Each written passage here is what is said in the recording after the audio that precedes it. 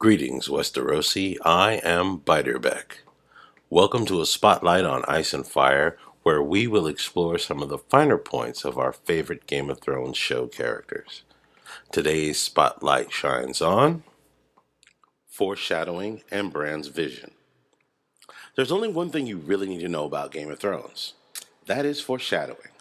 Whether you're reading the books, watching the show, or both, the only thing you need to be aware of is foreshadowing. While I'll mainly be focused on show topics, for you junior detectives out there, both mediums are rife with clues for events that are yet to come. Today I'll cover Season 1, Episode 1, and Season 6, Episode 6, with a breakdown of Bran's vision and what it could mean for the future. Spoiler alert, spoiler alert, spoiler alert for Season 1, Episode 1.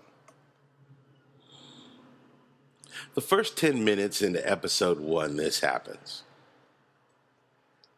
The entire season is laid out right there. The sigil of House Baratheon, a stag, is gutted.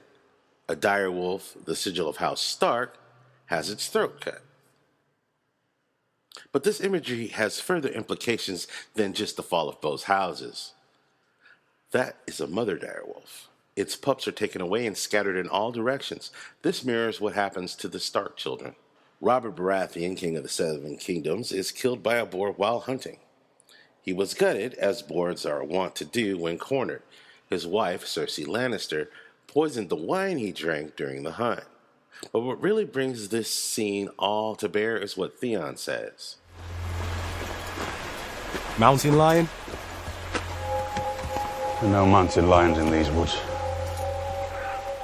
The sigil of House Lannister is a lion. Well, shit, son, give the whole game away. The entire season is wrapped up in one scene. That is some massive bang for your bucks in the first minutes of the show. Now let's have a look at Bran's vision from Season 6, Episode 6.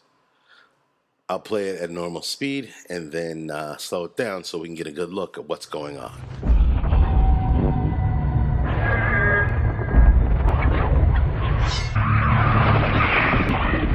Burn them all! Where's my sister? Burn them all!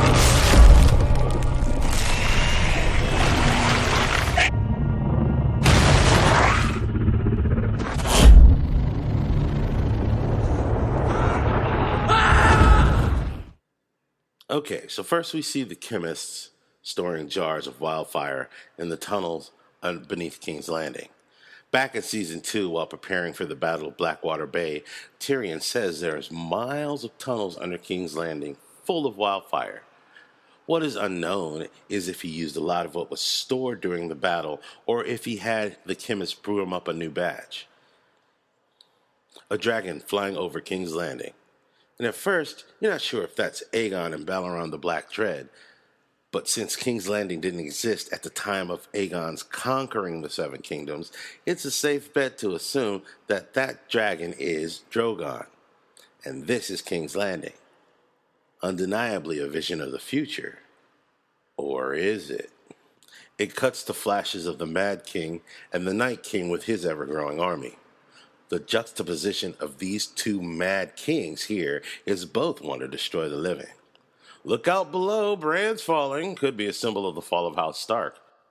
Or could it be a metaphor for the fall of the wall? Our next set of visions begins with a sunrise at what could be Winterfell, or the Fist of the First Men. At that distance, it looks very much like Winterfell to me. What leads me to this is the very next shot of Catelyn at the Red Wedding. To tie up the dragon being Drogon, we see Dany with baby Drogon on her shoulder, so this could be letting us know they make it to Westeros, or at least Drogon will. But let's look at this shot. Look at the sky above Drogon, it's overcast. The next shot is a dragon shadow over King's Landing, but it's bright and sunny. There's no sun to cast shadows in the scene Drogon is in. It's a trap! I'll touch more on that a bit later. To round out this first set of visions, we see again how the White Walkers are made from babies offered up at Craster's Keep, and finish up with the death of Ned, continuing the fall of House Stark. The next vision we get is dawn again. I still can't tell if that's just a pile of rocks or if it's Winterfell. It could be symbolizing the battle for the dawn, and that it will be won. We cut to a flock of crows that could be from when Sam killed a walker with dragonglass. Follow up with shots of roots. My guess is the weirwood net. Then this is how Bran is able to see the past, future, and all in between. If he is connected to the crows, which are part of the weirwood network, then he can see what they see. He can hear what they hear. And then he can interpret that information. I think that's more of what that symbolizes, the connection of the crows and the weirwood net. That is how he gets his information. And that is how it is all transferred, through the crows. The normal humans use the crows to send paper messages. But Bran, through the use of the weirwood net, can send and receive and can get more information from the crows using the weirwood net. Oh man, that's kind of cool. I like that. However, keep in mind, when we see Drogon, he's flying over a place that's overcast. So let's hold on to that and let's keep going forward. So the Mad King is screaming, "Burn them all," as Jaime approaches with his sword, drawn to earn the title of Kingslayer. This is mostly history and what I feel what might have been as the wildfire suddenly explodes. It's not linked to Drogon in this part of the vision. Then back to young Ned at the Tower of Joy as we look at his bloody hand and a woman assumed to be his sister Lyanna covered in blood. Let's take a look at this scene. Lyanna appears to have a large cut in her side. Could this have been from her not being able to deliver the baby naturally and having to have it cut out of her? Is the whole reason that Ned would never speak of the Tower of Joy is because he had to kill his sister to save that baby? We pick up on a theme of betrayal here. Jaime kills the Mad King. Roose kills Robb. Jaime kills the Mad King more. Oh, look at him go to town. Dude, he's dead. I mean, look, wow, that is some mad hate you have, Jaime. Okay, more betrayal as Leaf creates the Night King, and the Night King betrays humanity by making more White Walkers. The cycle of betrayal is endless. As we near the end of this set, we get flashes of exploding wildfire, Drogon, King's Landing, Dany, and the Night's King. Now this is a smoking gun to link all these images together directly. Let's follow the clues. Drogon is clearly flying around someplace overcast. It's all right there. Drogon will face the army of the dead. Wherever the White Walker goes, winter follows. And Drogon is definitely someplace where winter has come. A dragon will ignite the wildfire under King's Landing. Now this one's a bit tricky, but I'm going to lean on a long shot. Cersei Lannister can be considered a dragon lady. I mean, she's really pissed off all the time. As she has an intense anger and resentment, especially for the residents of King's Landing, after her walk of shame. She knows the wildfire is under the city and is mad enough to set it off. I wouldn't doubt that for 1 second. Finally, we have Daenerys, and she will meet the Night King. Dany and Drogon are linked, and she will be wherever he is. He is her protector, and she wouldn't go face the Night King without him. Remember, they gave away the entire first season in episode 1. They could be giving away the end of the series right here. In the final bit of Bran's vision, we see the army of the dead bursting through a gate.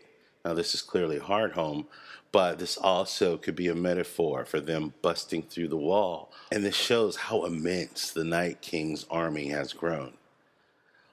All of this seems to be history now as we get some quick cuts of a White Walker leading a group of undead to the Fist of the First Men.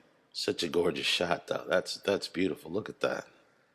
More recaps of Hardhome while the Mad King screams, "Burn them all,"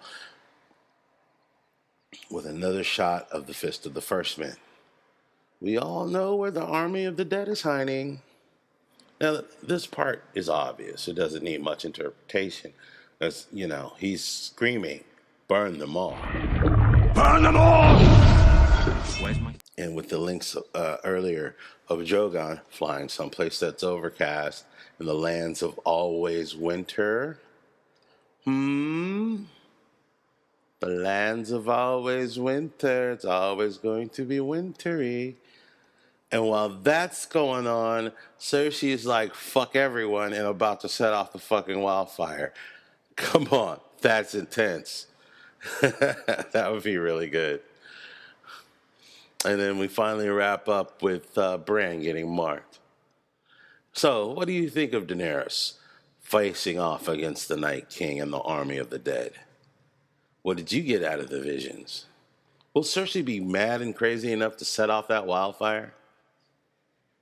Leave your comments below, and thanks for watching.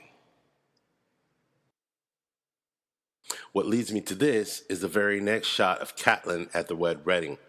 God damn you, Red Wedding. Fuck.